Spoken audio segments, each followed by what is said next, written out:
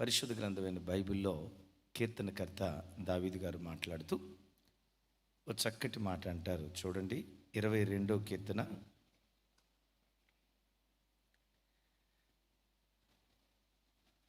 4వ చరణం, 5వ చరణం 22వ కీర్తన 5వ చరణం. నాతో కలిసి అందరూ చెప్పండి. వారు నీకు మొరపెట్టి విడుదల నొందిరి, నీ యందు నమ్మిక ఉంచి సిగ్గుపడకపోయిరి. దావీదు భక్తుడు ఇక్కడ తన పితరులను గురించి మాట్లాడుతూ, అయ్యా,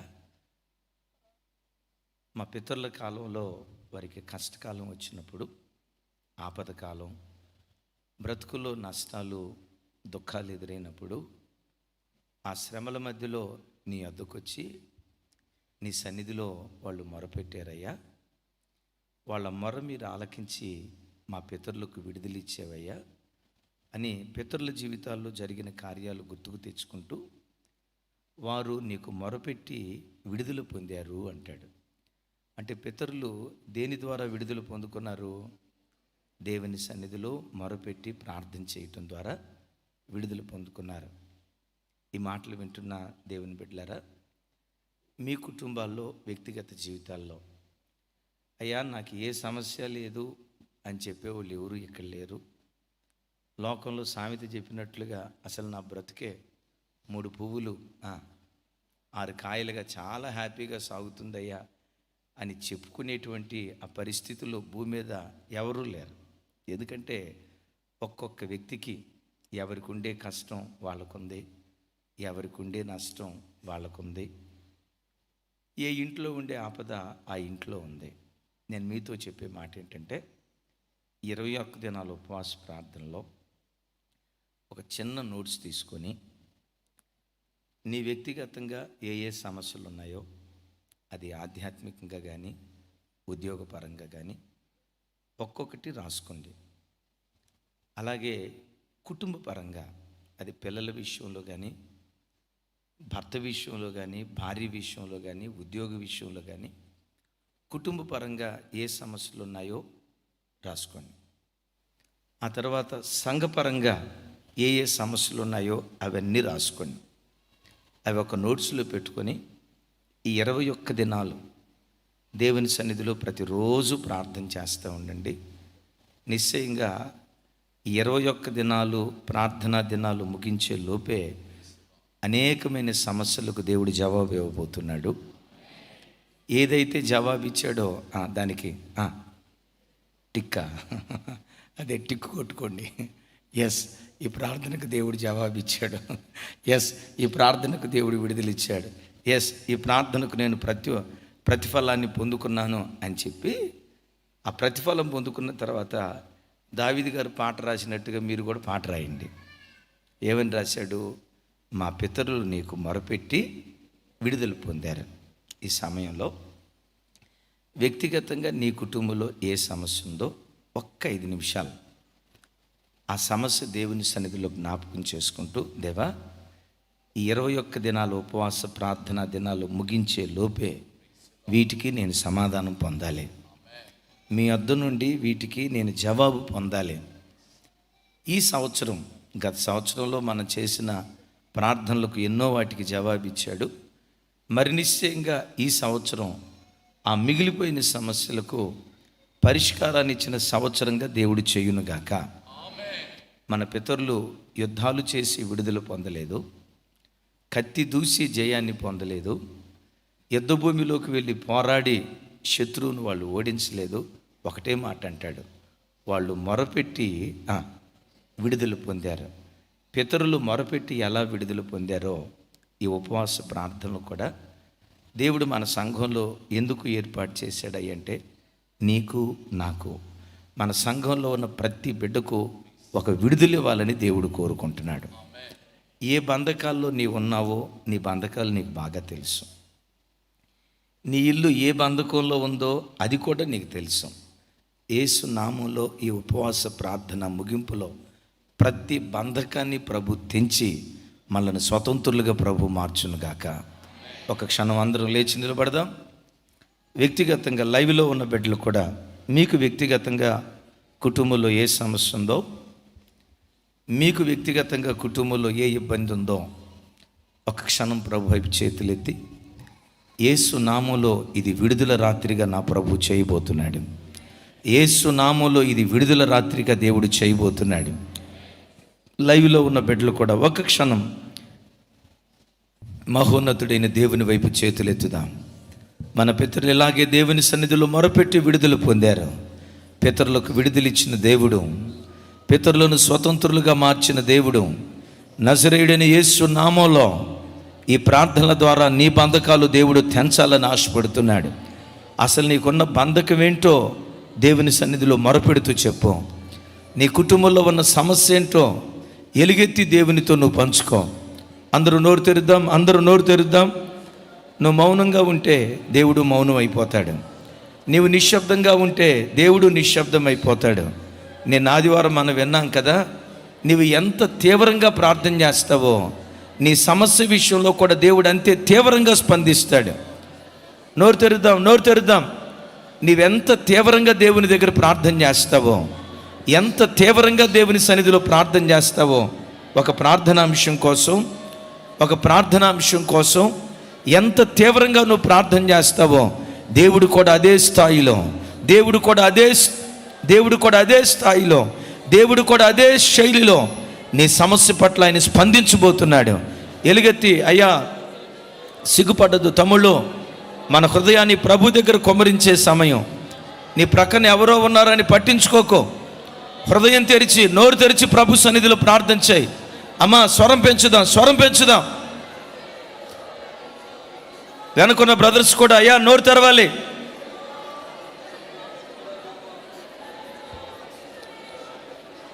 నీ బంధకాలు తెంచబడే రోజులుగా ఈ రోజులు చేయాలి. నీ సమస్యలు తెంచబడే రోజులుగా ఈ రోజులు ప్రభు చేయాలి. ఆయన కృపా మహదైశ్వర్యాన్ని బట్టి ఏ చెరలో నువ్వు చిక్కుబడి ఉన్నావో, ఏ సమస్యల వలయం నిన్ను ఆవరించి ఉందో, ఏ బంధకాలు పదే నిన్ను నలగొడుతూ ఉన్నాయో, ఏ తీరని సమస్య చేత పీడించబడుతున్నావో, ఏ మనోవేదన చేత కొన్ని నెలల బట్టి అల్లాడిపోతున్నావో, గుండెల్లో గూడు కట్టుకున్న ఆ వేదన ఎవరితో చెప్పుకోలేక, ఎవరితో పంచుకోవాలో అర్థం కాలేక, ఒక్కడే ఒంటరిగా ఒకవేళ మౌన రోదనతో రోధిస్తూ ఉన్నావేమో, ఓ మోగవాడిగా లోపట నువ్వు కుమిలిపోతున్నావేమో. ఈ ఉపవాస ప్రార్థనలు నీ కన్నీళ్లు తొడవటానికే దేవుడు ఏర్పాటు చేశాడు. నీ అంగలార్పును నాట్యంగా మార్చటానికే దేవుడు ఏర్పాటు చేశాడు. నీ దుఃఖ దినాలు కొట్టివేయటానికే దేవుడు ఏర్పాటు చేశాడు. ఎలుగెత్తి దేవుని సన్నిధిలో ఏడు, ఎలుగెత్తి దేవుని సన్నిధిలో మొరపెట్టు. వారు ప్రార్థన చేయించు ఉండగా, వారు మొరపెట్టుచూ ఉంటుండగా విడుదలిచ్చిన దేవుడు, అది ఆధ్యాత్మిక సమస్య అయినా, భక్తి సంబంధమైన సమస్య అయినా, ఏ కొరత నీ వ్యక్తిగత జీవితాన్ని నిలబడి చేస్తూ ఉన్నా,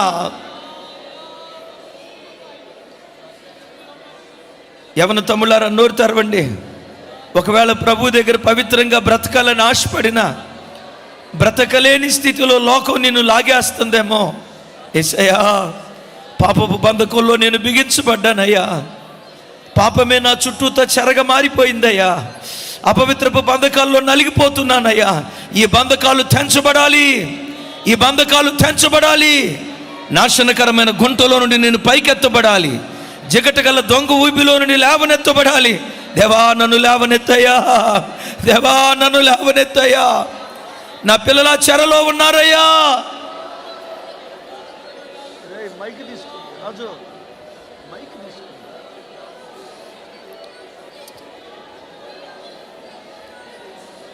ప్రభు సన్నిధిలో అందరం చేతులెత్తి వారు మొరపెట్టి విడుదల పొందారు.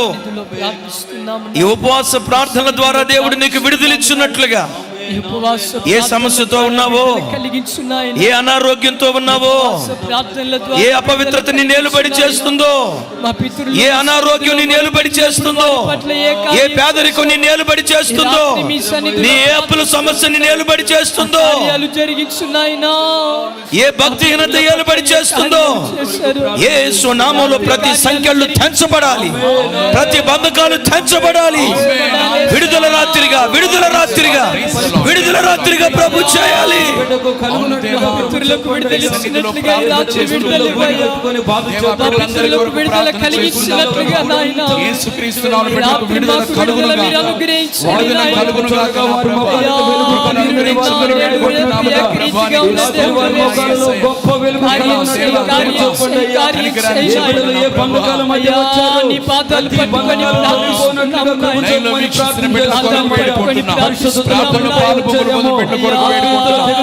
ఎవరెవరు ఏ బాధలు విడుదల కలుగు చేయమని వేడుకుంటున్నాం ప్రభువా. అవును నా తండ్రి, నీకు స్తోత్రం నా యేసయ్యా.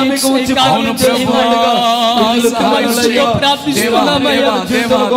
కార్యం చేయండి. ఉపవాస ప్రార్థన ప్రారంభపు దినమందే మొట్టమొదటి రోజే రాత్రి చేయండి. కార్యం చేయండి.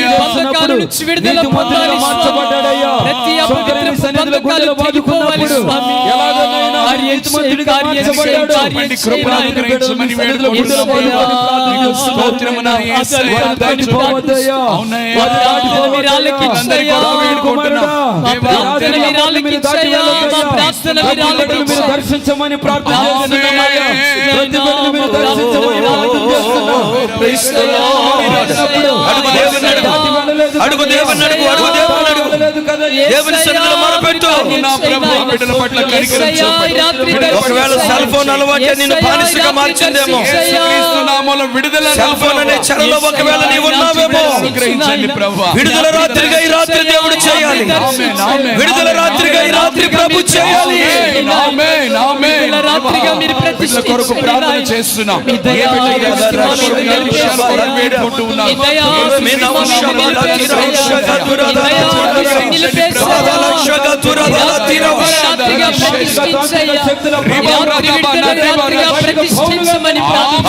స్వామి,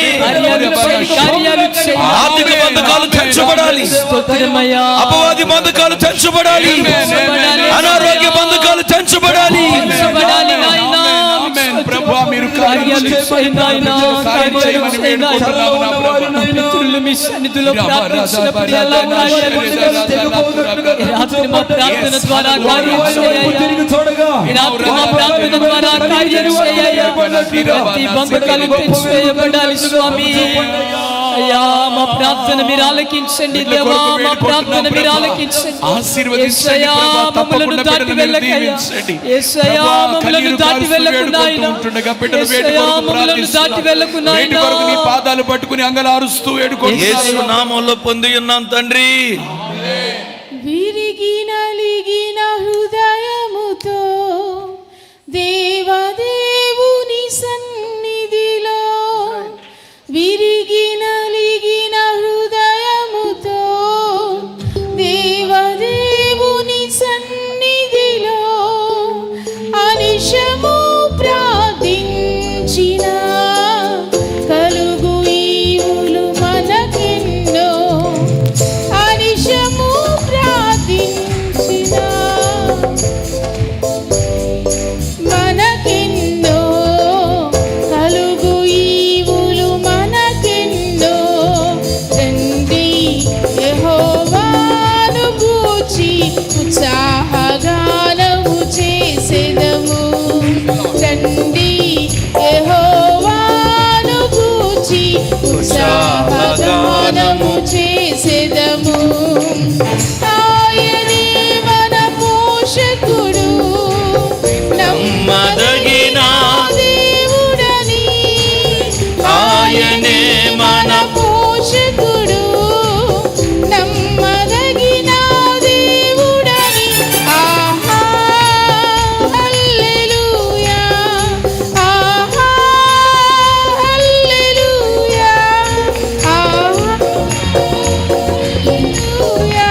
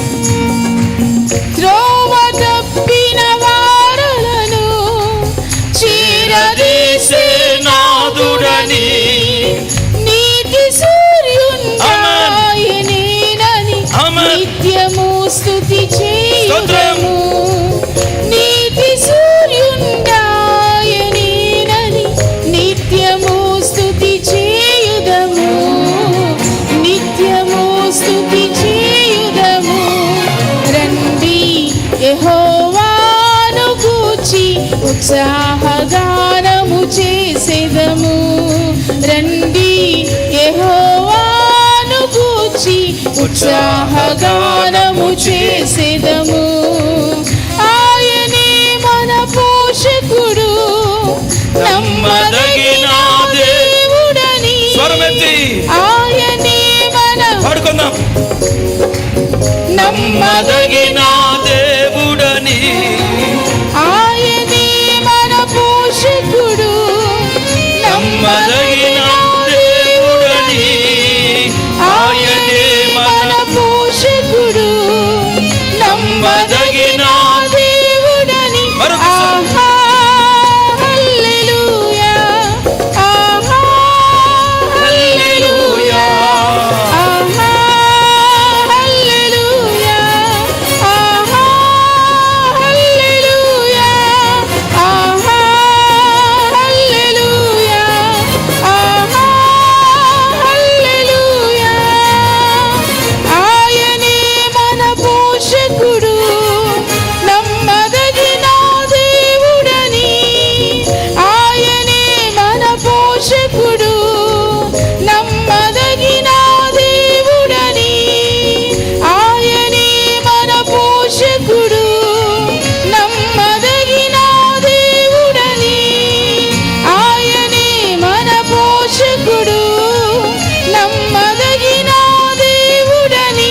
ఆహా హల్లెలూయా, ఆహా హల్లెలూయా, ఆహా హల్లెలూయా, ఆహా హల్లెలూయా, ఆహా హల్లెలూయా, ఆహా హల్లెలూయా, ఆహా హల్లెలూయా, ఆహా హల్లెలూయా. విరిగి నలిగిన హృదయముతో దేవదేవుని సన్నిధిలో, విరిగి నలిగిన హృదయముతో దేవదేవుని సన్నిధిలో, విరిగి నలిగిన హృదయముతో దేవదేవుని సన్నిధిలో అనిశము ప్రార్థించిన కలుగు ఈవులు మనకెన్నో. అనిశము ప్రార్థించిన కలుగు ఈవులు మనకెన్నో, కలుగు ఈవులు మనకెన్నో, కలుగు ఈవులు మనకెన్నో, కలుగు ఈవులు మనకెన్నో, కలుగు ఈవులు మనకెన్నో, కలుగు ఈవులు మనకెన్నో. రండి యెహోవాను గూర్చి ఉత్సాహగానము చేసెదము. రండి యెహోవాను గూర్చి ఉత్సాహగానము చేసెదము. ఆహా హల్లెలూయా, ఆహా హల్లెలూయా, ఆహా హల్లెలూయా, ఆహా హల్లెలూయా, ఆహా హల్లెలూయా, ఆహా హల్లెలూయా, ఆహా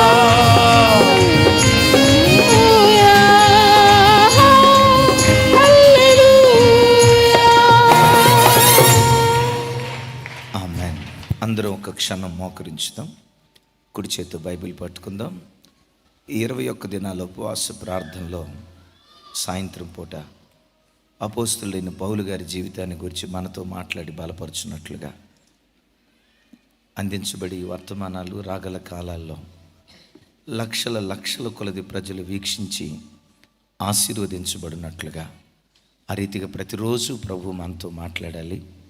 పరలోకపు మన్నాను ప్రభు మన మధ్యలో కుమ్మరింపు చేయాలి. కుడి చేతితో బైబిల్ పట్టుకొని 2 చేతులు ఆ కృపగల దేవుని తట్టెత్తి ఒక చిన్న ప్రార్థన చేసుకుందాం. దేవా, ప్రతిరోజు రాత్రి అపోస్తలుడైన పౌలు గారి జీవిత చరిత్రలో నుంచి మాతో మాట్లాడు నాయనా. ఈ వాక్యం మా హృదయాలను రేపాలి స్వామి. మీ కొరకు బ్రతకాలనే తాపత్రయం మాలో పుట్టించాలి నాయనా. మా హృదయాల్లో పుట్టించాలి స్వామి. ఆ దిశగా మమ్మను బలపరచయ్యా, ఆ కోణంలో మమ్మను స్థిరపరచయ్యా. అందరం ప్రభు వైపు చేతులెత్తి నోరు తెరిచి ప్రభుని అడుగుదాం. మనం మాత్రమే కాదు, రాగల కాలాల్లో, ఈ దినం రాగల రోజుల్లో కోట్ల కొలది ప్రజలు వినాలి. ప్రజలకు అర్థమయ్యే రీతిలో ప్రభు మాట్లాడాలి, విశదీకరించి ప్రభు బోధించాలి. ఒక్కొక్క పరలోకపు సంగతి, మర్మయుక్తమైన ప్రతి మాట ఆత్మ ద్వారా బయలుపరచబడాలి.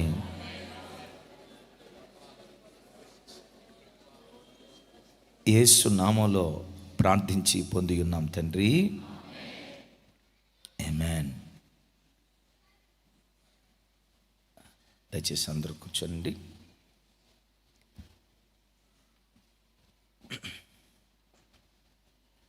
సర్వాధికారియు నిరంతర స్తోత్రార్హుడు యేసు ప్రభు వారి ప్రశస్త నామంలో ఈ లైవ్ కార్యక్రమం వీక్షిస్తున్న బిడ్డలకు, అలాగే మందిరానికి ఉపవాసం ఉండి ఉదయం సాయంత్రం ఈ 2 పూట్ల, అలాగే సాయంత్రం పూట మందిరానికి వచ్చిన ప్రభు బిడ్డలైన మీ అందరికీ మరొకసారి నా హృదయపూర్వకమైన వందనాలు తెలియజేస్తూ ఉన్నాను. ఈరోజు నుండి వచ్చే నెల 14వ తారీఖు వరకు 21 దినాలు ఉపవాస ప్రార్థనలు జరుగుతాయి. లైవ్ చూస్తున్న బిడ్డలు ప్రత్యేకంగా గమనించండి. ఈ ఉపవాస ప్రార్థనలను గురించి ఇంకా అనేకులకు ఈ సమాచారం మీరు తెలియచేయాలని ప్రేమతో తెలియచేస్తున్నాను. ఒకవేళ మీకు ఏవైనా ప్రార్థన అవసరతలు ఉంటే, ఉదయం నుంచి చాలామంది నాకు తెలిసి నా ఫోన్లకే 200 ఫోన్లు దాకా వచ్చి ఉంటాయి. నేను ఏ ఫోను అటెండ్ చేయలేకపోయాను, అలాగే సేవకుల పిల్లలు కూడా అటెండ్ చేయలేకపోయారు. కారణం ఈ ఉపవాస దినాలు కదా, ఎక్కువగా ప్రార్థనలు గడపాలి, వాక్యాన్ని ధ్యానించాలి. ఫోన్లో మాట్లాడుతూ సమయాన్ని గడిపే కాలం కాదు ఇది. కనుక మీకు ఏవైనా ప్రార్థన అవసరతలు ఉంటే మన యూట్యూబ్ ఛానల్ క్రింద డిస్క్రిప్షన్ బాక్స్లో ప్రేయర్ రిక్వెస్ట్ ఫామ్ ఉంటుంది. ఆ ప్రేయర్ రిక్వెస్ట్ ఫామ్లో మీ ప్రార్థన అవసరత ఏంటో దానిలో టైప్ చేసి మాకు షేర్ చేస్తే ఈరోజు రాత్రి నుండి వచ్చే నెల 14వ తారీఖు రాత్రి వరకు 21 దినాలు మందిరంలో ఆల్ నైట్ ప్రేయర్ జరుగుతుంది. సేవకులుగా మేము ఒక్కొక్కళ్ళం, ఈరోజు రాజన్న ఆల్ నైట్ ప్రేయర్ చేస్తారు, రేపు మరొక సేవకులు, ఆ తర్వాత మరొకరు, నాతో సహా ప్రతిరోజు రాత్రి ఎవరో ఒకరు మందిరంలో ఉండి ప్రార్థన చేస్తారు. అలాగే ఈరోజు ఆయా ప్రాంతాల్లో ఉండి దరిదాపుగా ఒక 15 మంది దాకా ప్రార్థనకు వారి పేర్లు ఇచ్చారు. వారి పేర్లు మీకు స్క్రీన్ మీద చూపిస్తూ ఉన్నారు, నేను చదువుతాను. వాళ్ళందరూ ప్రార్థన చేస్తారు. మందిరంలో మేము ఆన్లైన్ ప్రేయర్లో పాలు పంపులు పొందే వాళ్ళందరూ ప్రార్థన చేస్తారు. కనుక మీకు ఏ ప్రార్థన అవసరతుందా దానిలో మీరు షేర్ చేయండి. మేము ప్రింటౌట్ తీసి అందరికీ షేర్ చేస్తాం. అంటే మీ ఫోన్ నంబర్లు వివరాలు ఏవి అవి షేర్ చేయం, కానీ మీ ప్రార్థన అవసరత ఏంటో వాటిని మేము షేర్ చేస్తాం. అనేకులు ఈ ప్రార్థనలో పాలు పంపులు పొందుతున్నారు. మీరు సద్వినియోగం చేసుకోవాల్సిందిగా ప్రేమతో తెలియచేస్తూ, మీరు కూడా ఈ 21 దినాల్లో ఒక్కరోజు రాత్రి మీకు అనుకూలంగా ఉన్నప్పుడు ఒక రాత్రి మీ ఇంట్లో మీ కుటుంబంలోనే ఉండి ఆల్ నైట్ ప్రేయర్ చేయాలని కుటుంబం అంతా కలిసి ప్రభు ప్రేమను బట్టి తెలియచేస్తూ, దేవుడు వీటన్నిటిని ఆశీర్వాదకరంగా జరిగించునుగాక. ఒకసారి చేతులెత్తి యేసయ్యకు స్తోత్రాలు చెప్దాం.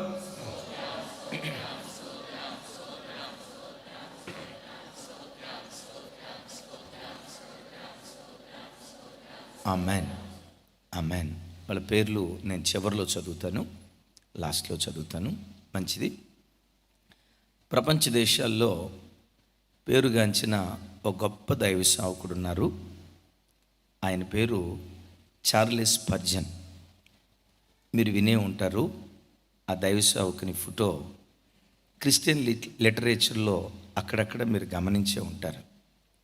ఆయన అద్భుతమైనటువంటి ప్రసంగికుడు. ఆయన ప్రసంగాలకు ప్రపంచ దేశాలు ముగ్ధ మనోహరులై ఆ ప్రసంగాలకు మంత్రముగ్ధులై ప్రపంచ దేశాలు ఆయనకు పెట్టిన పేరు ఏంటంటే prince of preachers. Prince of preachers అంటే బోధకులకే రాజు. ఏ రాజు? బోధకులకే. అందుకనే ఆయనను ప్రిన్స్ ఆఫ్ ప్రీచర్స్ అని పిలుస్తారు. అద్భుతమైనటువంటి బోధకుడు. ఆయన బోధలు వినటానికి ఆ కాలంలో ఆయన ఎక్కడ మీటింగ్స్ పెట్టినా ప్రపంచ దేశాల నుంచి పరుగు పరుగున వెళ్ళేటువంటి వారు. ఆ గొప్ప సేవకుడి దగ్గరికి ఒకరోజు ఒక వ్యక్తి వెళ్ళి అడిగాడు, అయ్యా, క్రైస్తవ జీవితంలో వాక్యం చదవటం ప్రాముఖ్యమా, ప్రార్థన చేయటం ప్రాముఖ్యమా? వాక్యం ప్రాముఖ్యమా, ప్రార్థన ప్రాముఖ్యమా? నాకు సమాధానం చెప్పండి అయ్యా అన్నాడట. వెంటనే ఈ దైవ సేవకుడు ఆయన్ని అడిగాడట, నిన్ను ఒక ప్రశ్న అడుగుతానయ్యా, నా ప్రశ్నకు నువ్వు సమాధానం చెప్తే నీ ప్రశ్నకు నేను సమాధానం చెప్తానయ్యా అన్నాడట. అయ్యా అడగండి. అప్పుడు ఆ దైవ సేవకుడు అన్నాడట, మనిషి జీవితంలో గాలి పీల్చటం ప్రాముఖ్యమా, గాలి వదలటం ప్రాముఖ్యమా అన్నాడంట. తెలుగులోనే చెప్పా. గాలి పీల్చటం ప్రాముఖ్యమా, గాలి వదలటం ప్రాముఖ్యమా అన్నాడంట. అడిగిన ఆయన పాస్టర్ గారి వైపు చూసి, రెండు ప్రాముఖ్యమేనయ్యా అన్నాడంట. అప్పుడు ఆ సేవకుడు అన్నాడంట, క్రైస్తవ జీవితంలో వాక్యం ప్రాముఖ్యమైందే, ప్రార్థన ప్రాముఖ్యమైందే. ఒకటి ఊపిరి పీల్చేదైతే మరొకటి వాక్యం ఊపిరి పీల్చటం అనుకోండి. బాగా వాక్యం చదివాం అని బ్రతకగలమా? పీల్చిన గాలి ఏం చేయాలి? కదా పీల్చిన గాలి వదలాలి. మానవ జీవితంలో ఊపిరి పీల్చటం వాక్యం అయితే ఊపిరి విడవటం గాలయ్యా. ఈ రెండు వాక్యం అయ్యా, ప్రార్థన అయ్యా, ఈ రెండూ జరిగితేనే మనిషి బ్రతుకుతాడు అన్నాడట. క్రైస్తవ జీవితంలో అది నాతో సహా. ఎన్ని గంటల సేపు వాక్యం వినమన్నా నో డౌట్ వినగలుగుతాం. ఛానళ్ళు మార్చి యూట్యూబ్లో ప్రసంగికులను మార్చి వాక్యం వినగలుగుతాం. అన్ని గంటలు ప్రార్థన చేయగలిగిన మన జీవితంలో అన్ని గంటలు వాక్యం వినగలిగిన మన జీవితంలో ఎందుకో ప్రార్థన అనేసరికి కొంత నిర్లక్ష్యం, కొంత అశ్రద్ధ, పెద్ద ఆకలి, ఏం ప్రార్థన రా అని ఒక విసుగు ప్రతి మనుషుని జీవితంలో సహజంగా చోటు చేసుకుంటూ ఉంటుంది. వాక్యం వింటున్న బిడ్డలారా, క్రైస్తవ జీవితంలో వాక్యం ఎంత ప్రాముఖ్యమైందో ప్రార్థన కూడా అంతే ప్రాముఖ్యమైంది. నేను అంటాను, ఒక పక్షి ఆకాశ గగనాల్లో అది ఎగరాలంటే దానికి రెండు రెక్కలు ఉండాలి. ఒంటి రెక్కతో ఏ పక్షి అయినా ఎగరగలదా? అనొద్దు. అరే, ఎర్ర బస్సులకి ఇప్పుడు హైటెక్ సిటీకి వచ్చాం కదమ్మా, ఇప్పుడు కూడా మార్చుదాం కొంచెం. నోరు తెరిచి చెప్పండి. ఒంటి రెక్కతో పక్షి ఎగరగలదా?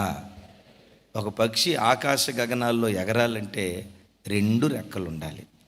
ఓ క్రైస్తవుడు భక్తి జీవితంలో కూడా ఆకాశ గగనాల్లో శిఖరాల మీద తాను కూర్చోవాలంటే వాక్యమనే రెక్క ఉండాలి, ప్రార్థననే రెక్క ఉండాలి. ఈ మాట వింటున్న దైవజనమా, నువ్వు ఒంటి రెక్కతో బ్రతికితే వాక్యం బాగా వింటావు, వాక్యం బాగా కూడా చదువుతావు. అదే పరిస్థితిలో ప్రార్థించే జీవితం నీకు లేదనుకో, నీవెవరివో తెలుసా? ఒంటి రెక్క కలిగినటువంటి పక్షివి. వాక్యం బాగా నీకు తెలుసు, వాక్యం బాగా చదువుతావు, అధ్యాయాలు వాక్యం చదువుతావు, వాక్యం వింటావు. అయితే ఎందుకో వాక్యం చదివినంతగా ప్రార్థనా జీవితం నీకు లేకపోతే, తమ్ముడు నా వైపు చూడు, నీవెవరివో తెలుసా? ఒంటి రెక్క కలిగినటువంటి పక్షివి. ఆదివారం దేవుని వాక్యం విని తర్వాత నీకు ప్రార్థన జీవితం లేకపోతే ఒంటి రెక్కతో ఎంతసేపు రెక్క కొట్టుకున్నా ఆకాశంలో విహరించే అవకాశం నీకు ఉండదు. భక్తి జీవితంలో కూడా రోజు రోజుకు ఎదుగుతూ ఆకాశ గగనాలు మీటే అంతగా మనం ఆ స్థాయికి చేరాలంటే వాక్యమనే రెక్క మనకుండాలి. వాక్యమనే రెక్క మనకుండాలి. ప్రార్థన అనే రెక్క మనకుండాలి. ఒక మనిషి నడక సరిగ్గా ఉండాలంటే, నడవాలన్నా పరిగెత్తాలన్నా ఎన్ని కాళ్ళు ఉండాలి? 2 కాళ్ళు ప్రాముఖ్యం.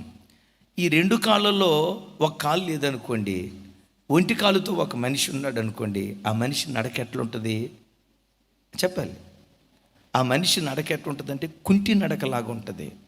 వాక్యమనే కాళ్ళుండి ప్రార్థననే కాళ్ళు లేకపోతే ఎంత వాక్యం విన్నా క్రీస్తులో నీ నడక కుంటి నడకలాగే ఉంటుంది.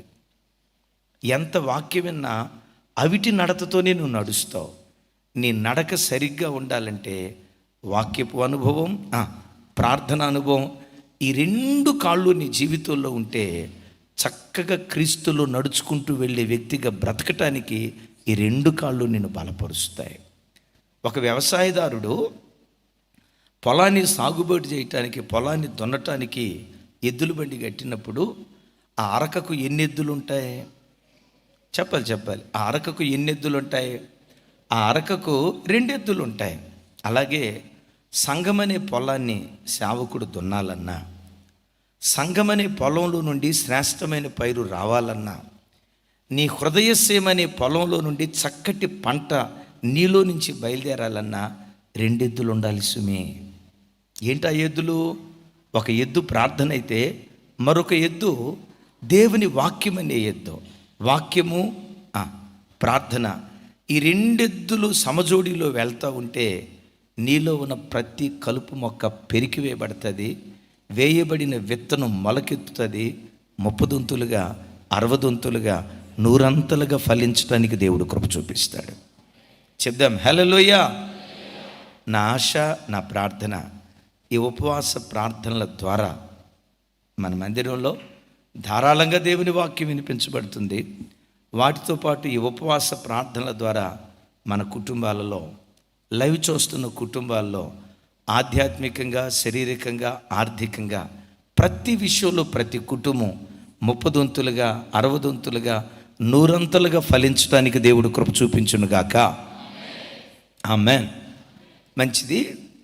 ఈ ఉపవాస ప్రార్థన దినాలన్నిటిలో ప్రభు నన్ను బలపరిచిన కొలది అపోస్తులుడైన పౌలు గారి జీవిత చరిత్ర నేను మీతో పంచుకోవటానికి పరిశుద్ధాత్మ ద్వారా కొన్ని దినాల నుంచి నేను ప్రభు సన్నిధిలో ప్రేరేపించబడ్డాను. పరిశుద్ధ గ్రంథమైన బైబిల్లో మొత్తం 66 పుస్తకాలు అయితే క్రొత్త నిబంధనలో దరిదాపుగా 27 పుస్తకాలు ఉన్నాయి. చెప్పండి, క్రొత్త నిబంధనలు ఎన్ని పుస్తకాలు ఉన్నాయి? ఈ క్రొత్త నిబంధనలో ఉన్న 27 పుస్తకాల్లో 14 పుస్తకాల దాకా అపోస్తులుడైన పౌలు గారి రాశాడు.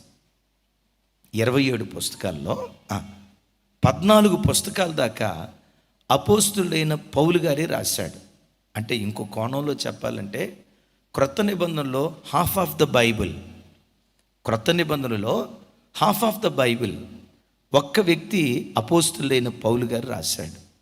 అందుకనే అపోస్తులుడైన పౌలు గారిని గురించి చాలామంది భక్తులు ఏమని మాట్లాడతారంటే, పాత నిబంధనకు మోషే ఎలాగో క్రొత్త నిబంధనకు అపోస్తులుడైన పౌలు గారు అలాగూ అంటారు. ఏమంటారు చెప్పండి? పాత నిబంధన, మరి తమ్ముడా ఇట్లా చూడొద్దురా, మాటకు స్పందించాలా? చెప్పండి. పాత నిబంధనకి దైవ సేవకుడైన మోషే ఎలాగో క్రొత్త నిబంధనకు అపోస్తులైన పౌలు గారు అలాగో. పాత నిబంధనలో మోషే భక్తుని పేరు, మోషే భక్తుని యొక్క పరిచర్య లేకపోతే అసలు పాత నిబంధనకు అర్థమే లేదు. అసలు పాత నిబంధనకు పునాది దైవ సేవకుడైన మోషే చేసిన పరిచర్య. పాత నిబంధనకు మోషే భక్తుడు ఎలాగో క్రొత్త నిబంధన సంఘానికి కూడా అపోస్తులైన పౌలు గారు అలాగూ అని అంటారు. ఇంకా కొంతమంది వ్యాఖ్యానకర్తలు, ఈ కాలపు నవీన కాలపు వ్యాఖ్యానకర్తలు పౌలు గారిని గురించి మాట్లాడుతూ, భరత జాతికి మహాత్మా గాంధీ ఎలాగో, దళిత జాతికి డాక్టర్ బిఆర్ అంబేద్కర్ ఎలాగో, నల్ల జాతికి, ఏ జాతి చెప్పాలి, నల్ల జాతికి నెల్సన్ మండేలా ఎలాగో, తెల్లజాతికి అబ్రహాం లింకన్ ఎలాగో, ప్రపంచ మానవ జాతికి యేసుక్రీస్తు అలాగో, ప్రపంచ మానవ జాతికి యేసుక్రీస్తు ఎలాగో క్రైస్తవ సంఘానికి అపోస్తులుడైన పౌలు గారు అలాగూ అంటారు. Praise the Lord. చూడండి ఎలాంటి స్థానాన్ని భక్తులు పౌలు గారికి ఇచ్చారు. ఇంకోసారి చెప్తా, భరత జాతికి మహాత్మా గాంధీ ఎలాగో, దళిత జాతికి డాక్టర్ బిఆర్ అంబేద్కర్ ఎలాగో, నల్ల జాతికి నెల్సన్ మండేలా ఎలాగో, ఆ తర్వాత చెప్పాలి,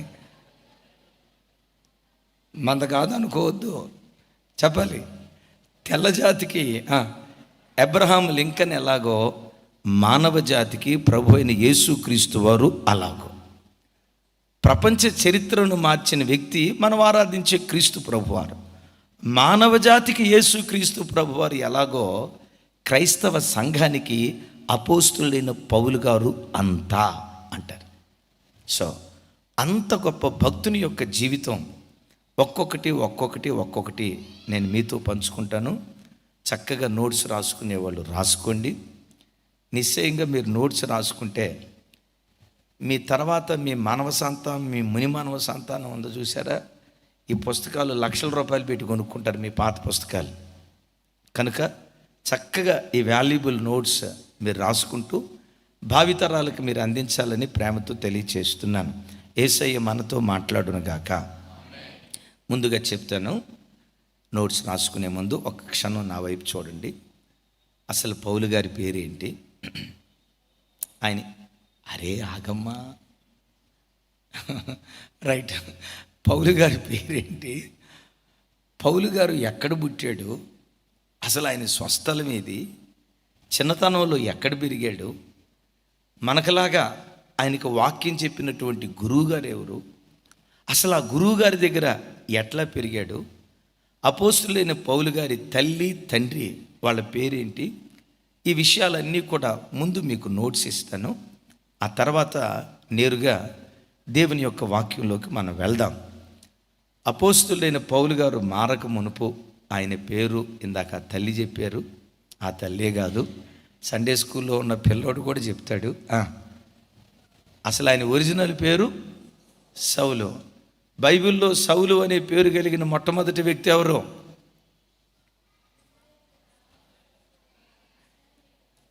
ట్యూబ్లైట్ లాగా ఎంతసేపు ఆగాలమ్మా? ట్యూబ్లైట్స్ ఇచ్చేసిన అర్ధగంట తర్వాత వెలిగిద్ది. రైట్.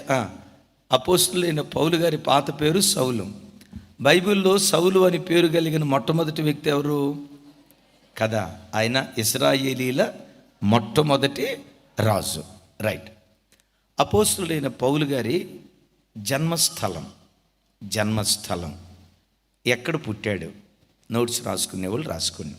జననం AD 5 క్రీస్తు శకం 5వ సంవత్సరం.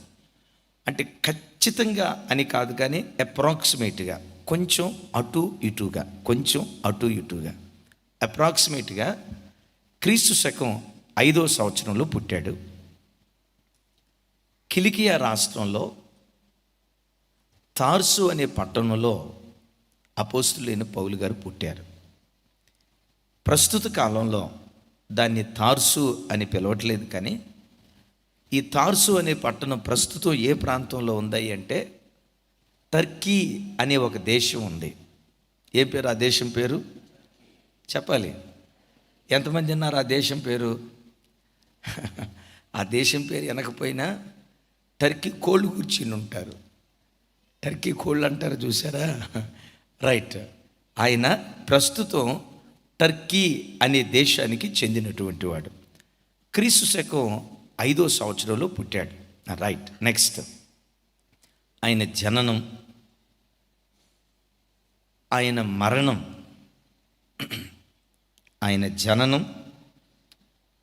మరణం, ఏడి అంటే క్రీస్తు శకం 64-65 మధ్య. ఎక్కడ చనిపోయారు అంటే రోమా పట్టణంలో, ఇటలీ దేశంలో. ఇప్పటికీ రోమా పట్టణం ఉంది. ఇప్పటికీ రోమా పట్టణం ఉంది, చెప్పాలి ఇటలీ దేశము ఉంది. ఆయన తల్లిదండ్రులు, వాళ్ళ నాన్నగారి పేరేంటి, వాళ్ళ అమ్మగారి పేరేంటి అని బైబిల్లో మనం చూస్తే ఎందుకో మనకు తెలియదు కానీ అపోస్తులైన పౌలు గారి తల్లి పేరు కానీ తండ్రి పేరు కానీ ఎక్కడ బైబిల్లో రాయబడలేదు.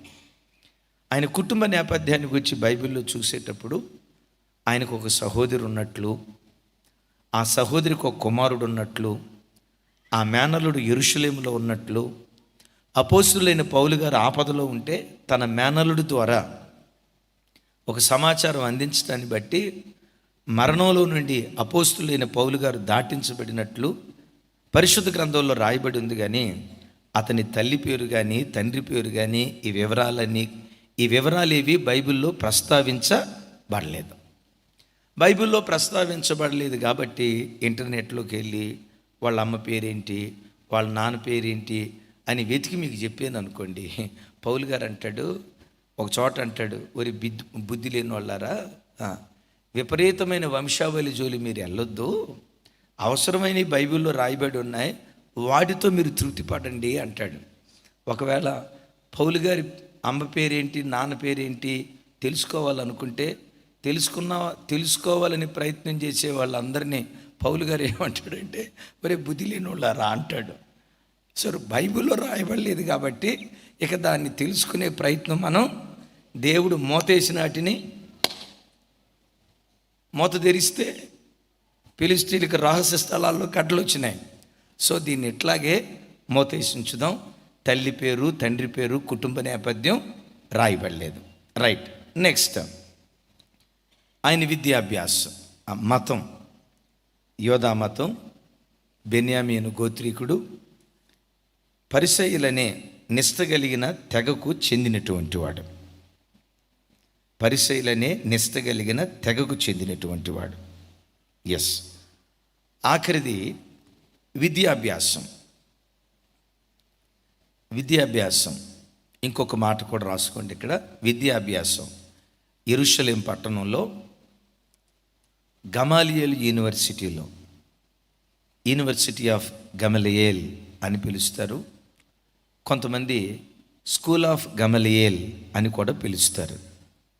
స్కూల్ ఆఫ్ గమలియేల్ లేక యూనివర్సిటీ ఆఫ్ గమలియేల్ అని పిలుస్తారు.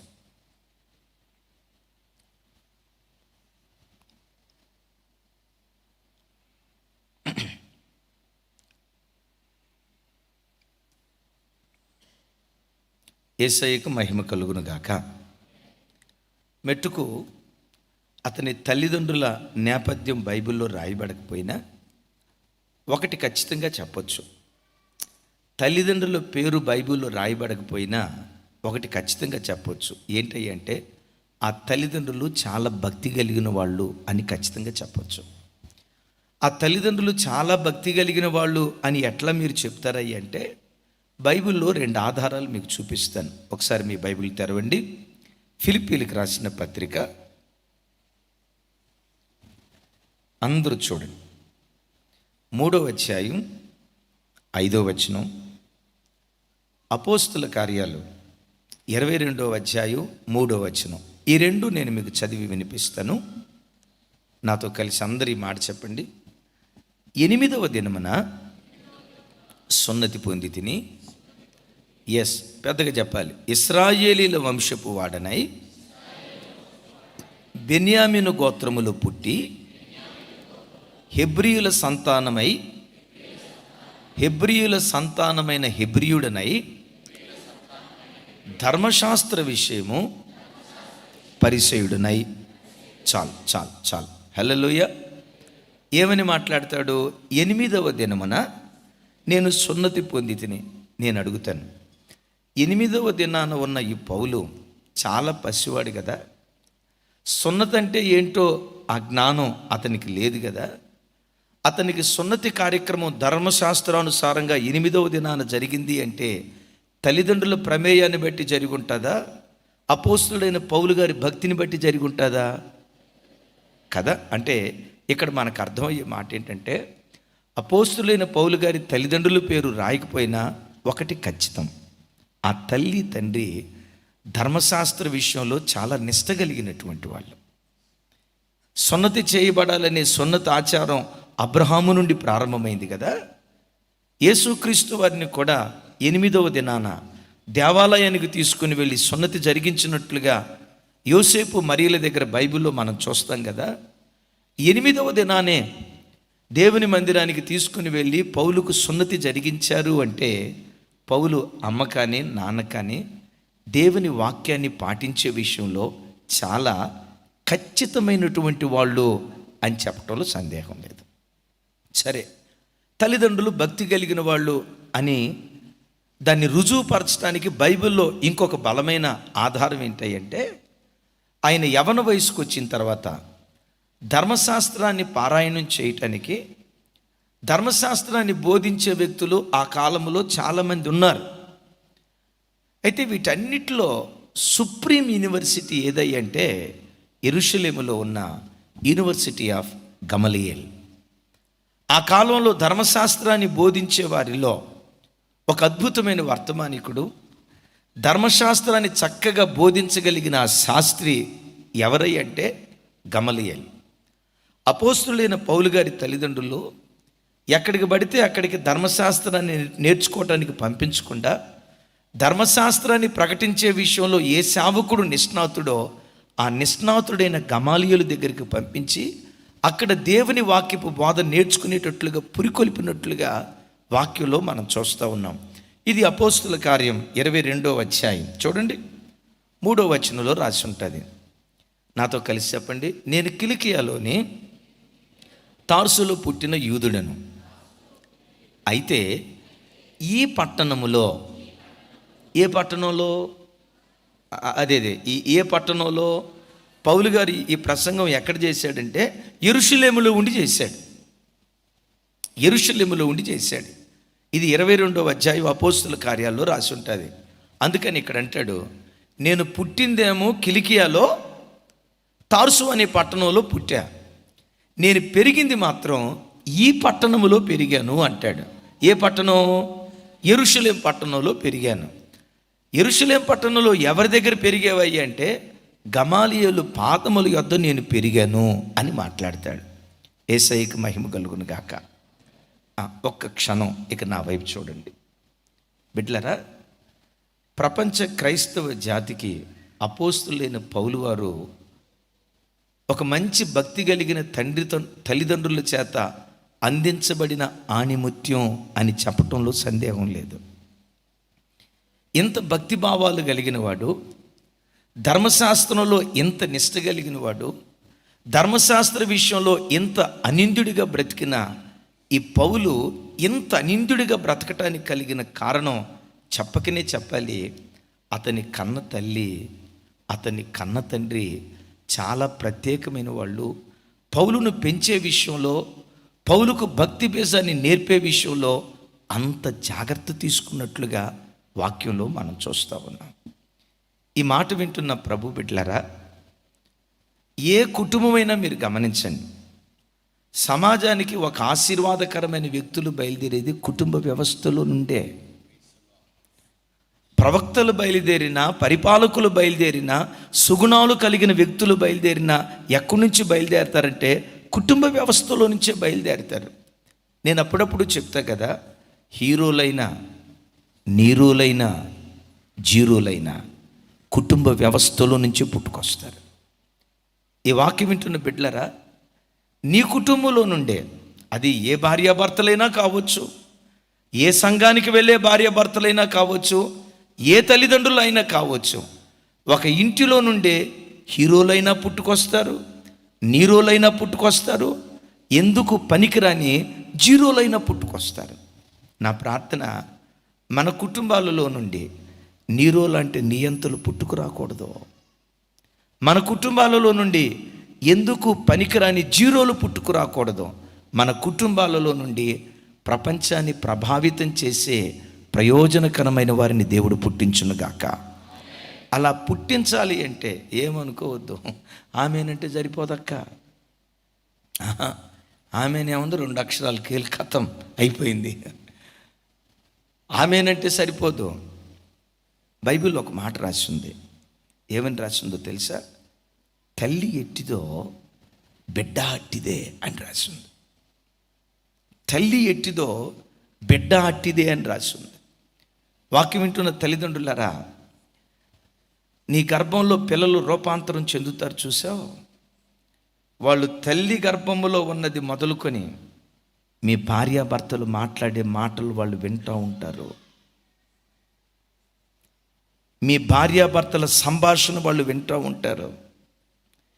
మీ భార్యాభర్తల భక్తి, మీ భార్యాభర్తల భక్తిహీనత వాడు ఒక వయసు వచ్చిన తర్వాత వినటం కాదు, అమ్మ కడుపులో ఉన్నప్పటి నుండే ఆ మాటలు వింటారు. మీకు తెలుసా, వాడు గర్భములో ఉన్నప్పుడే నీ ప్రవర్తన నీ పిల్లల మీద ప్రభావితం చూపిస్తుంది. తల్లిదండ్రులుగా మనం చేసేది ఏంటో తెలుసా? పిల్లలు ఒక వయసుకు వచ్చిన తర్వాత వాళ్ళని పెంచే విషయంలో జాగ్రత్త తీసుకుంటాం. పిల్లలు ఒక వయసుకు వచ్చిన తర్వాత అమ్మో వీడికి ఇది నేర్పకూడదు, అయ్యో వీడికి ఎట్లాంటివి చెప్పకూడదు, అయ్యో వీడి స్థలంలో ఉండకూడదని ఒక వయసు వచ్చిన తర్వాత పిల్లల విషయంలో జాగ్రత్త తీసుకుంటాం. కానీ బైబిల్ లోతుల్లోకి వెళ్తే పిల్లలట తల్లి గర్భములో ఉన్నప్పటి నుండే బాహ్య ప్రపంచంలో ఏం జరుగుతుందో అది పిల్లలు వింటూ ఉంటారట.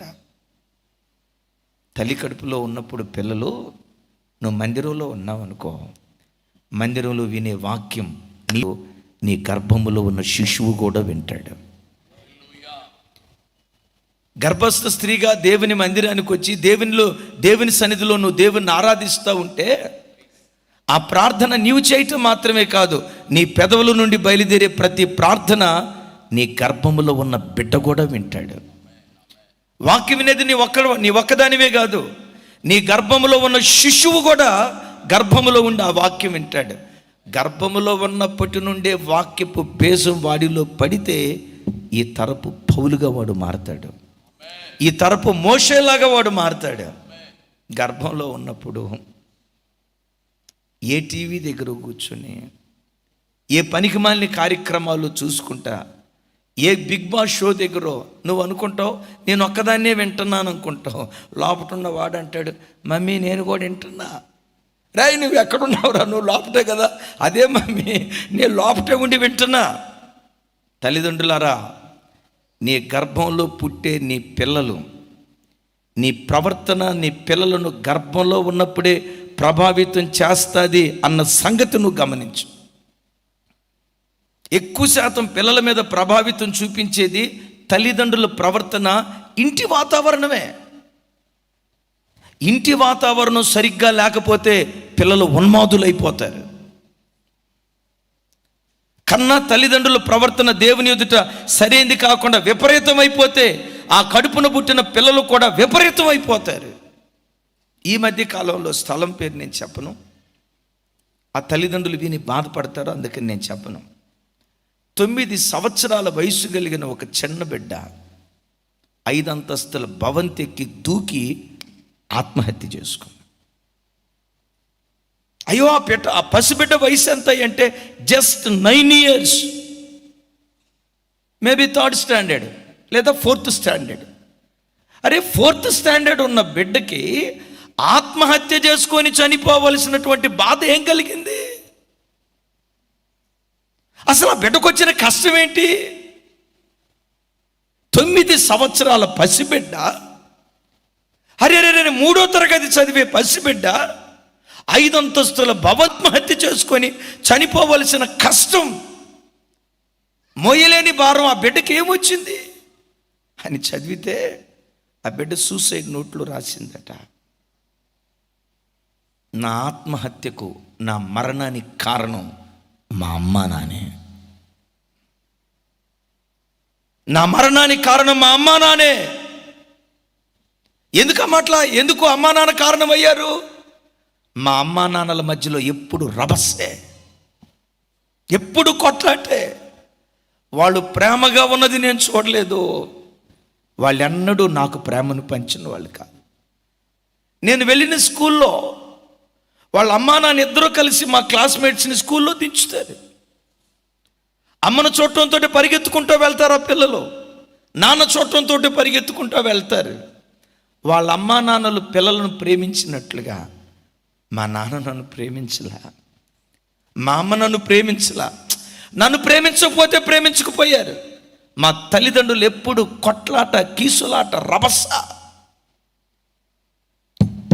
ఈ వాక్యం వింటున్న భార్యాభర్తలారా, మీ భార్యాభర్తలు ఎలా ఉన్నారు?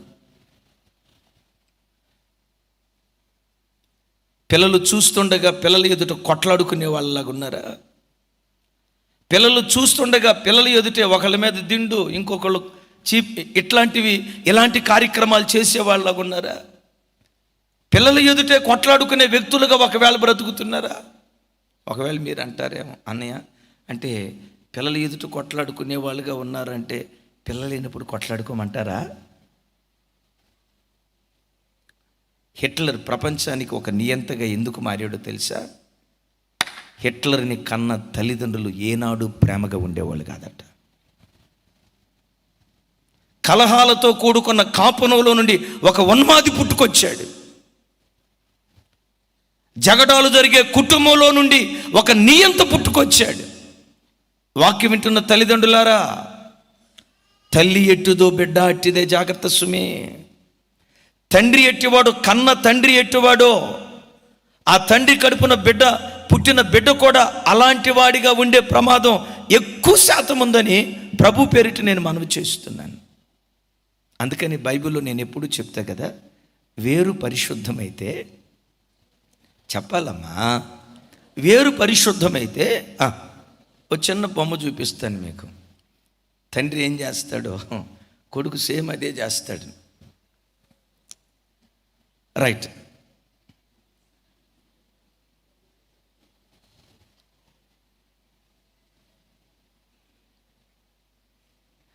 అరే ఇప్పుడు కూడా అట్లా సీరియస్గా చూస్తే అట్టమ్మా, కాస్త ఫేసులు మార్చండి. చూడండి, ఆవు దూడ, ఇంతకు ఎవరు రావు. చూడండి అయ్యా, ఆవు దూడ. అమ్మ వినండి, ఆవు దూడ ఒకే చోట మేస్తా ఉన్నట్టున్నాయి కదా అంటాడు. నిజమేనయ్యా, ఒకే చోట మేస్తున్నట్టున్నాయి. ఆవి ఏం చేస్తుంది? ఫోన్తో ఆడుకుంటుంది. దూడ బైబిల్తో ఆడుకుంటుందా? పాటల పుస్తకంతో ఆడుకుంటుందా? దూడ కూడా ఫోన్తోనే ఆడుకుంటుంది. ఈ వాక్యం వింటున్న ప్రభు బిడ్డలారా, నీ కుటుంబంలో నుండి జాతి రత్నాలను సంఘానికి నువ్వు అందించాలి. సమాజానికి ఆశీర్వాదకరమైన వ్యక్తులను యేసు నామం పేరిట ఆయన మహిమ కొరకు మనం అందించేవారిగా దేవుని సన్నిధిలో బ్రతుకుదుముగాక. గట్టిగా చెప్దాం ఆమెన్. ఇంకొకసారి ఆమెన్. అలాంటి పిల్లలను మనం అందించాలంటే తల్లి తండ్రి ప్రవర్తన పిల్లల మీద చాలా ప్రభావితం చూపిస్తుంది. ఒకవేళ మీలో కొంతమంది అనుకోవచ్చు, అన్నయ్య నాకు తెలిసినంత వరకు దేవుని ఎదుట దేవుని కృపను బట్టి నేను నీతిగా బ్రతికా, భక్తిపరుడుగా బ్రతికా, ప్రార్థనాపరుడుగా బ్రతికా. మరి నా కూతురు ఎందుకు అట్లా అయిపోయింది అన్నయ్య? నా కొడుకు ఎందుకు అట్లా అయిపోయాడు అన్నయ్య? నా ఇంట్లో ఏనాడు ఒక సినిమా డైలాగ్ నేను విన్నట్లు నాకు తెలియదు, ఒక సీరియల్ మాటలు విన్నట్లుగా నాకు తెలియదు, లౌకికమైన మాటలు నా ఇంట్లో వినబడినట్లుగా నాకు తెలియదు. నా ఇంటిలో ఎప్పుడు దైవికమైన వాతావరణమే.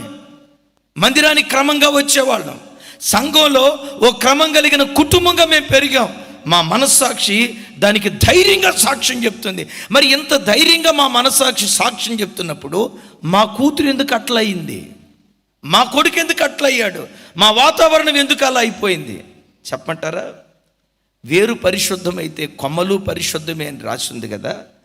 ఒకవేళ వాడు ఈరోజు అవిధేయుడిగా బ్రతికినా, వేరు పరిశుద్ధమైతే కొమ్మలు పరిశుద్ధమే అని రాయబడింది కదా. పరిశుద్ధమైన నీ ప్రవర్తనను బట్టి నీ కడుపును పుట్టిన కొడుకు ఏ రోజుకైనా వాడు పరిశుద్ధుడిగా మారతాడంతే.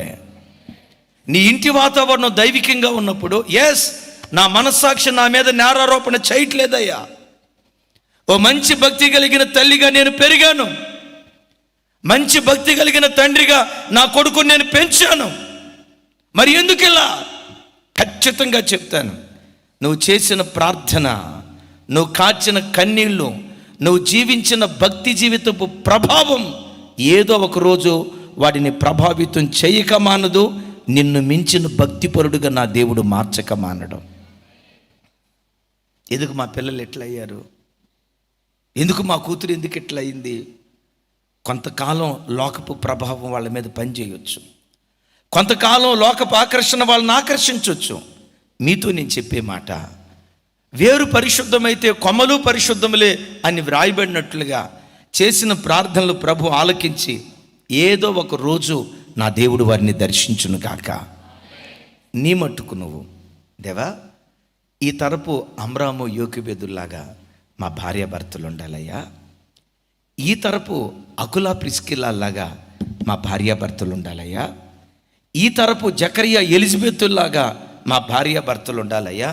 సంఘంలో ఎవరినైనా, అయ్యా ఈ సంఘం అంతటిలో ఒక మాదిరికరమైన ఫ్యామిలీ, ఒక మాదిరికరమైన భార్యాభర్తలు ఎవరో చెప్పండి అయ్యా అని మా సంఘంలో ఎవరినైనా అడిగితే వెరీ నెక్స్ట్ మా భార్యాభర్తల పేరు చెప్పే స్థాయిలో మేము బ్రతకాలయ్యా. ఆ కృప దేవుడు మనకు అనుగ్రహించును గాక. అపోస్తులైన పౌలు గారి తల్లిదండ్రుల పేరు రాయబడకపోయినా 8వ దినాన తన కొడుకు సున్నతి చేశారు. గమాలియేలు పాదాల దగ్గర ధర్మశాస్త్రాన్ని పారాయణం చేశారు. సో ఇలాంటి భక్తి కలిగిన వాడు క్రైస్తవ సమాజానికి ఆ కాలంలో యోధా జాతికి అందించబడటానికి ఆ తల్లిదండ్రుల పెంపకం పౌలు మీద చాలా ప్రభావితం చూపించింది. అలాంటి తల్లిదండ్రులుగా దేవుడు మనల్ని ఆశీర్వదించును గాక. రైట్.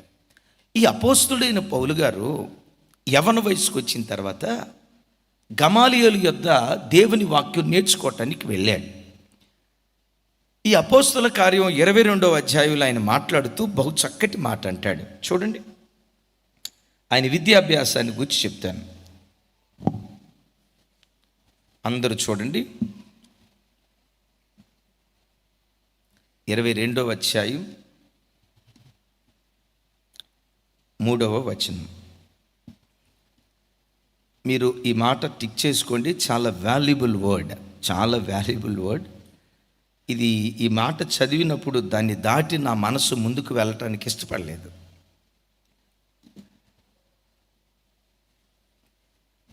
నాతో కలిసి చెప్పండి. నేను కిలికియాలోని తార్సులో పుట్టిన యూదుడను.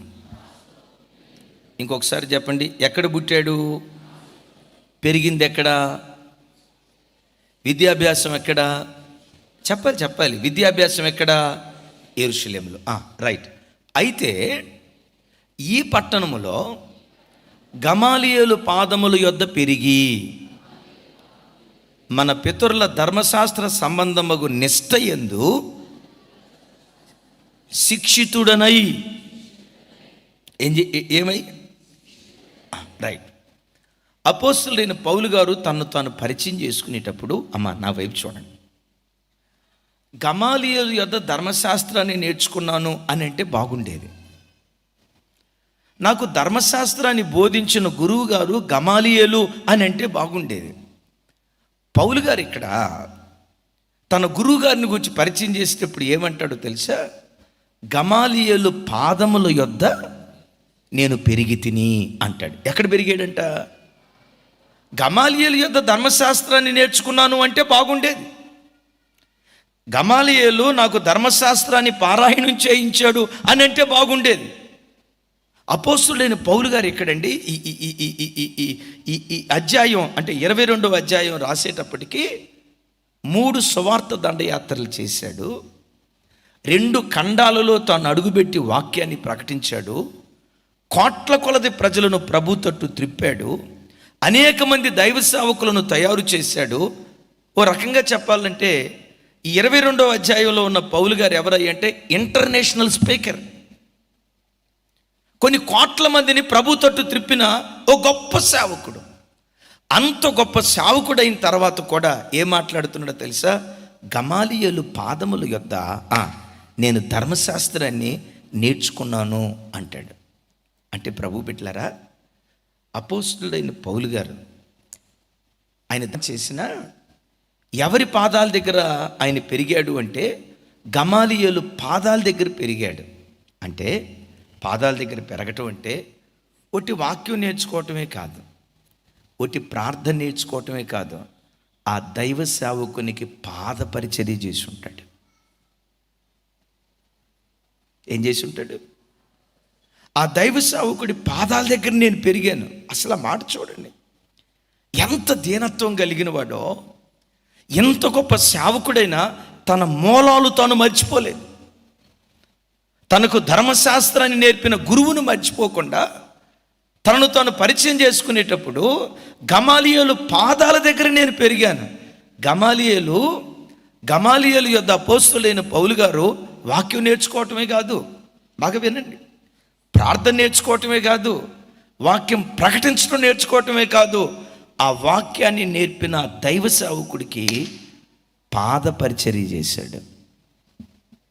బిడ్డలారా, ఏ సేవకుడు సేవకు రావాలన్నా, నా వైపు చూడండి, ఏ సేవకుడు సేవకు రావాలన్నా నాకు బైబిల్ చదవటం వచ్చు, నాకు వాక్యం చెప్పటం వచ్చు, నాకు పాటలు పాడటం కూడా వచ్చు, కాబట్టి నేను ఒక చోట సంఘం పెడతాను అని చెప్పి ఏ సేవకుడు రాత్రికి రాత్రి పుట్టుకు రాకూడదు. సేవ చేయాలని తీర్మానం చేసుకున్న ప్రతి సేవకుడు ఒక గురువు గారిని రాజగురువుగా కలిగి ఆ రాజగురువు దగ్గర శిష్యత్వం చేసేవాడిగా ఉండాలి. ఆమేన్. ఒక రాజగురువు దగ్గర శిష్యత్వం ఎలా చేయాలి? అవసరమైతే ఆ రాజగురువుకి పాద పరిచర్య చేసేవాడిగా ఉండాలి.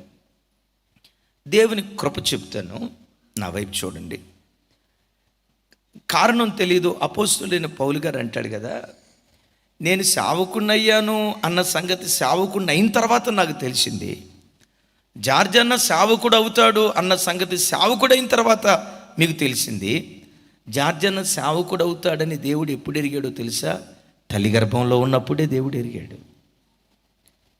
జ్యోతక్క సేవకురాలు అవుతాదని సేవకొచ్చిన తర్వాత వాళ్ళ నాన్న ఎరిగాడు, కానీ ఆవిడ దైవజనురాలు అవుతారని తల్లి గర్భంలో ఉన్నప్పుడే దేవుడు ప్రత్యేకించుకొని ఈ బిడ్డ నా పాద సేవ చేయాలి. Praise the Lord. నా జీవితంలో కూడా కొన్ని ఘట్టలు మీకు గుర్తుకు తెస్తా. అప్పుడు నేను 9వ తరగతి చదివే రోజులు అత్తలూరు అనే చోట మా తండ్రి గారు చిన్న ఉద్యోగం చేసేవాళ్ళు. దాని ప్రక్కనే 75 తాళ్ళూరు అని ఒక ఊరు ఉంది.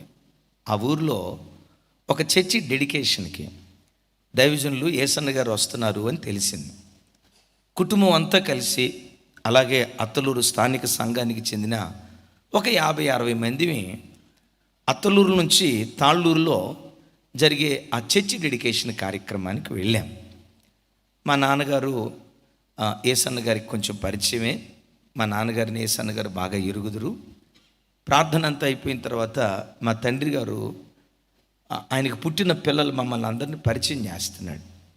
వీడు మా పెద్ద కొడుకయ్యా, మా పెద్ద కూతురయ్యా, మా చిన్న కూతురయ్యా, మా చిన్న కొడుకయ్యా అని చెప్తూ ఉంటే దూరం నుంచి అన్న ఇట్లా వందనాలు చెప్తున్నాడు. ఇక నా దగ్గరకు వచ్చింది. నేను మహా బిడియస్తుని. నా దగ్గరకు వచ్చేసరికి అయ్యా వీడు మా రెండో కొడుకయ్యా అన్నాడు. నేను కాస్త దూరంగానే ఇట్లా ఉండి అన్నవైపు ఇట్లా చేతులెత్తి వందనాలు చెప్పాను. ఏం జరిగిందో నాకు తెలియదు.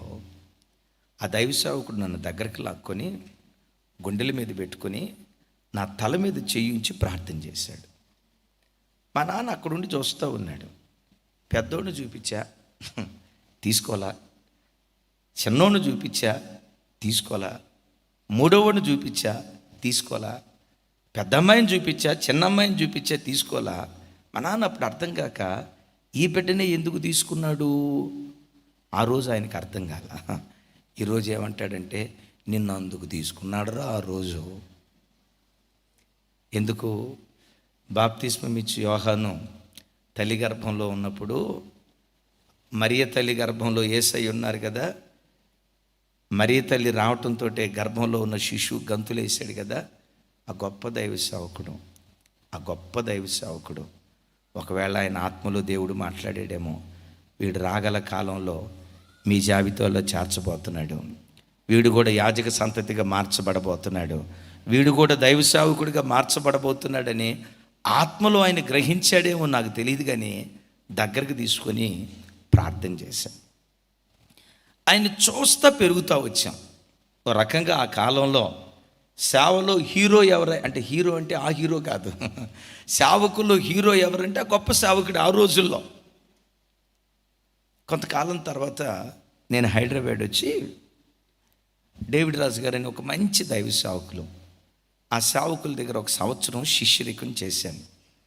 దేవుని కృప సంఘ క్రమాన్ని, ఒక క్రమబద్ధమైన రీతిలో సేవ ఎలా చేయాలి, ఆ దైవికమైన పద్ధతిని మాకు నేర్పింది ఆ గొప్ప సేవకులు అని అనటంలో ఇంత కూడా సందేహం లేదు. ఆ డిసిప్లిన్ అనేది నాకు తెలిసి ఆ తండ్రి గారి దగ్గర నుంచే వచ్చింది. ఆయన దగ్గర ఉన్నప్పుడు ఆయన బట్టలు ఉతికేవాళ్ళం, వారి కాళ్ళకు నూనె రాసేవాళ్ళం. ఆయనకి షుగర్, రాత్రిపూట ఆయనకి నిద్ర పట్టకపోతే ఆ రాత్రిపూట మేల్కొని నుండి కాళ్ళు ఉత్తేవాళ్ళం, నూనె రాసేవాళ్ళం. ఆ గొప్ప సేవకునికి ఆయన కృపను బట్టి పాదపరిచర్య చేసే భాగ్యం దేవుడిచ్చారు. నాకు ఎప్పటి నుంచో ఏసన్న గారికి చేయాలని ఉండేది. అంటే అయ్యగారికి చేయకూడదని కాదు, ఏసన్న గారికి కూడా చేయాలని ఉండేది. ఓసారి ఏసన్న గారు వచ్చారు. ఏసన్న గారు వచ్చి మీటింగ్కి కాస్త టైం ఉండేసరికి చెప్పాడట, వాడు గుంటూరోడు, వాడు జెర్మియాని పిలువు అన్నాడట. సరే పిలిచాడు. చేతులు కట్టుకొని, అన్న ఏంటన్నా పిలిచారా అన్న. కాళ్ళు నొప్పులుగా ఉన్నాయి, నూనె రాసి పరిచర్య చేయరా అన్నారు. నేను అనుకున్నా, ప్రభువా దీనికోసం కొన్ని సంవత్సరాలు బట్టి ఎదురు చూస్తున్నాను ఆయన, ఎంత భాగ్యమా నాకని. ఇక చూడండి, నాకు ఆ రోజు క్రిస్మస్ పండుగలాగే అనిపించింది. ఇక పరిగెత్తుకుంటా వెళ్ళి అయ్యగారి దగ్గర నూనె తీసుకొని, నిమ్మకాయ తీసుకొని, బకెట్లు వేడి నీళ్ళు తీసుకొని, ఆ బకెట్ వేడి నీళ్ళు ఏసన్న గారి దగ్గర తీసుకొచ్చి ఆయన కాళ్ళు వేడి నీళ్ళల్లో పెట్టి ఆ వేడి నీళ్ళతో మర్దన చేసి నూనె రాసి మరలా వేడి నీళ్ళలో పెట్టి రుద్దుతూ ఉంటే అర్ధగంట అయినా ఇక సాలరా అంటలా. వాళ్ళు ఎట్లాంటి వాళ్ళు తెలుసా, వీడు ఎంతవరకు చేస్తాడో చూద్దాం. మధ్యలో అన్నా నాకు నొప్పి వస్తుందన్నా అన్నాడా, వీడు అన్ఫిట్ ఇక. వాళ్ళ ఎస్టిమేషన్లు చాలా వేరుగా ఉంటాయి, వాళ్ళ పద్ధతులు, వాళ్ళ లెక్కలు, వాళ్ళ విధానాలు. వాళ్ళు ఎట్లా ఉంటారంటే, ఆ పెద్ద ఆయనకి కలవటానికి ఎవరైనా వచ్చారనుకోండి, అయ్యగారు ఎవరితోనన్నా మాట్లాడుతున్నారనుకోండి, ఆయన వచ్చిన సంగతి ఈయనకి తెలుసు. ఈయన మామూలుడు కాదు అసలు, వచ్చిన సంగతి తెలుసు. చూస్తాడు కానీ చూడనట్టు ఉంటాడు, మాట్లాడుతూ ఉంటాడు. వచ్చినోడు నన్ను పిలుస్తాడేమో నన్ను బయటకు లోపలికి రావాలని చూస్తూ ఉంటే చూస్తాడు కానీ చూడనట్టు ఉంటాడు. గంటసేపు ఉంటాడా పోతాడా, 2 గంటలు ఉంటాడా పోతాడా, 3 గంటలు. ఆ 3 గంటల తర్వాత తలకాయ పైకెత్తి, ఎవరక్కడా కనపట్ల, ఎవరక్కడా అంటాడు. అన్నా నేనన్నా, ఎంతసేపు అవుతుందో వచ్చి, ఇప్పుడే వచ్చావా? ఇప్పుడు కాదన్నా 3 గంటల. మరి 3 గంటల సేపు ఎందుకు నిలబడ్డావు? వచ్చానని చెప్పకూడదా? అన్నీ తెలుసు. ఈ పాదపరిచర్య అనేసరికి నా జీవితంలో ఉన్న 3 ఘట్టాలు దేవుడు గుర్తుకు తెచ్చాడు. ఆ దైవ సేవకుడి కాళ్ళకి దేవుని కృప నూనె రాసి వేడి నీళ్ళలో ఆయన పాదాలు కడిగి ప్రపంచమంతా తిరిగి సువార్త ప్రకటించిన ఆ సుందరమైన పాదాలకు పరిచర్య చేసే భాగ్యం దేవుడిచ్చాడు. బిడ్డలారా, అట్లా పరిచర్య చేయటం బానిసత్వం కాదు, అది భాగ్యం. అట్లా పరిచర్య చేయటం బానిసత్వం కాదు, భాగ్యం. ఆ తర్వాత పక్షిరాజు దేవుడు తన గూటిని రేపినట్లుగా తన చిత్తానుసారంగా తన ఉద్దేశ ప్రకారంగా దేవుడు ఈ ప్రాంతాలకు తీసుకొచ్చిన తర్వాత సేవలో మేము నేర్చుకున్నది ఏంటంటే, ప్రతి సేవకుడు ఒక రాజగురువును కలిగి ఉండాలి. ఆమేన్. యెహోషువ మోషేను కలిగి ఉన్నట్లు, ఎలీషా ఏలియాని కలిగి ఉన్నట్లు, తిమోతి పౌలు గారిని కలిగి ఉన్నట్లు, ప్రతి సేవకుడు ఒక రాజగురువును కలిగి ఉండాలి. ఆ సేవకుడి చేతిలో పెరగాలి. ఇది నేర్చుకున్నటువంటి క్రమం. ఎందుకు ఈ మాట చెప్తున్నానంటే, ఇట్లా పరిచర్యలో దీనమైన పనులు చేస్తూ ఒక సేవకుడు సేవలో నలిగితే వాడిని ఆకాశమంత ఎత్తుకు దేవుడు లేవనెత్తిన దీనుడిగానే బ్రతుకుతాడు. ఆమేన్ చెప్పండి. ఎట్లా బ్రతుకుతాడు? వాడిని ఇంటర్నేషనల్ స్పీకర్ అని చేసిన ఇప్పుడు పౌలు గారు ఏ స్పీకర్ చెప్పండి? గమాలియేలు ఎక్కడ వాక్యాన్ని బోధించాడు?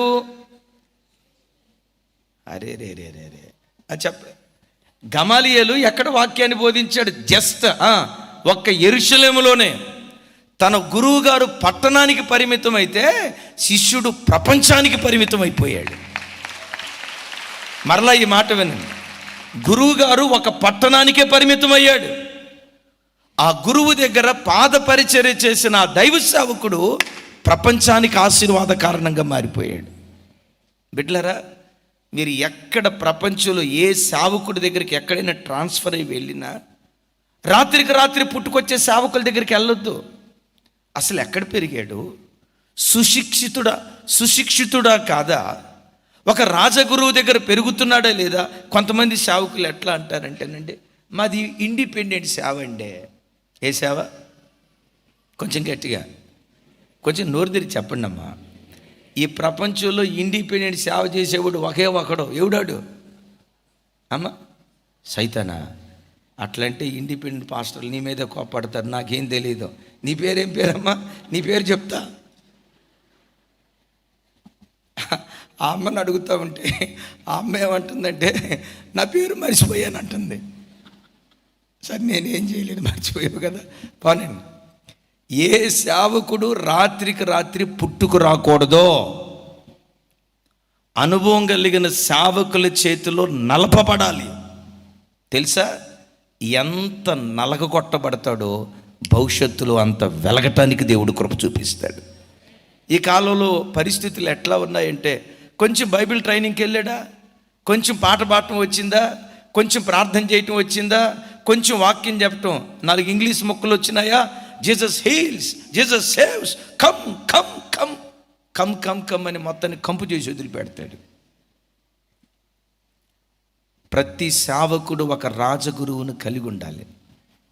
ఇప్పుడు మనకి ఇమాన్యుయల్ మినిస్ట్రీస్కి మన రాజగురువు ఎవరు చెప్పాలి? అయ్యగారికి అట్లాంటి పరిచర్య చేసే అవకాశం ఎప్పుడైనా వస్తుందా అని చూస్తే అసలు అవకాశం ఈ అయ్యగారు. అయ్యా కాసేపు మీ కాళ్ళు ఒత్తుతానంటే నాకే నొప్పులు లేవు తమ్ముడా, నువ్వు వచ్చిన తర్వాత నాకు వస్తాయేమో నొప్పులు, లేని నొప్పులు ఎందుకు తెచ్చుకోవాలి, వద్దంటారు. ఆయన వచ్చినప్పుడు ఆయనకి చేసే పరిచర్యల్లో వచ్చినప్పుడు ఆయనకు భోజనం పెడతాం. ఇప్పుడు సేవకులు పిల్లలు వచ్చారు, వాళ్ళు చేస్తుంటే వాళ్ళకు కూడా అవకాశం ఇవ్వాలి. నా బాధ్యత నాది. అయితే దేవుని కృప చెప్తాను, ఈరోజు కూడా టిల్ డేట్ ఈరోజు కూడా అయ్యగారి ముందు ధైర్యంగా నేను కూర్చున్న రోజు ఒక్కరోజు కూడా లేదు. సేవకురాలు ఉన్నారు కదా, అసలు అయ్యగారి ముందు ధైర్యంగా నిలవబడి మాట్లాడిన రోజు ఒకటి కూడా లేదు. ఎప్పుడు మాట్లాడాలన్నా కట్టిన షాట్న, కట్టిన వైపు ఇటువైపు ఉండి అయ్యగారు అటువైపు ఉంటే అయ్యగారు మాట్లాడుతూ ఉంటే అయ్యగారు అంటారు, కూతురా రామ్మ రా తల్లి అంటే, పర్లేదు అయ్యగారు, పర్లేదు అయ్యగారు, పర్లేదు అయ్యగారు. అయ్యగారు కూర్చొని ఆయన అని అన్నగాని పొర్రపాటున ఈ రోజు కూడా నేను వెంటనే కూర్చున్న దాఖలాలు లేవు. ఎప్పుడు కూర్చుంటానో తెలుసా? కూర్చొని ఆయన అంటారు, నేను కూర్చోనయ్యా అంట. అప్పుడు అయ్యగారు అంటారు, అయితే నేను కూడా నిలవబడతానంటారు, అయితే నేను కూడా నిలవబడతానంటారు. ఇక అప్పుడు ఆగుతాం. అయ్యగారు వచ్చి అక్కడ చెప్పులేస్తారు, దుమ్ము పెట్టుంటాయి. నాకు ఇష్టమైన పరిచర్యల్లో నేను దేవుడు నన్ను ఎంత గొప్ప అధికుడిగా చేసిన ఆయన మహిమ కొరకు చేయును గాక.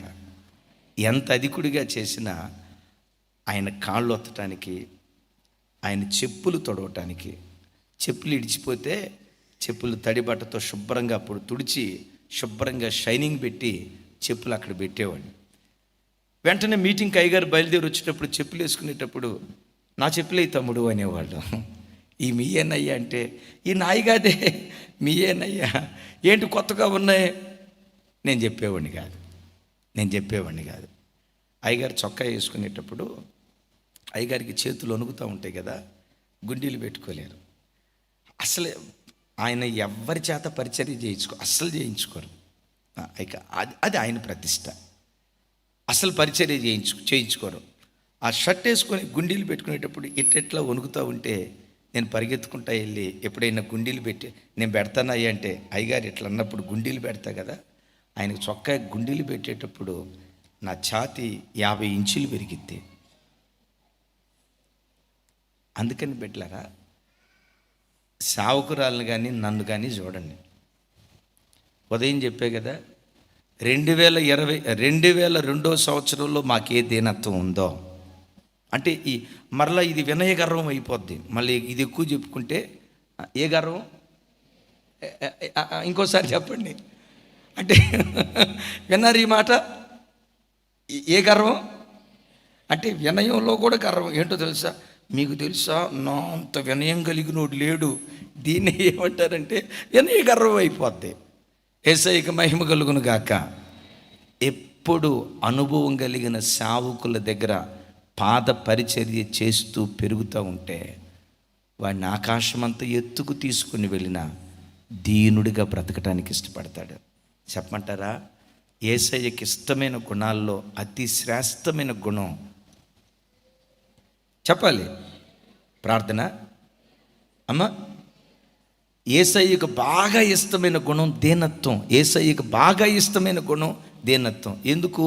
ఆయనే దీనుడు కనుక.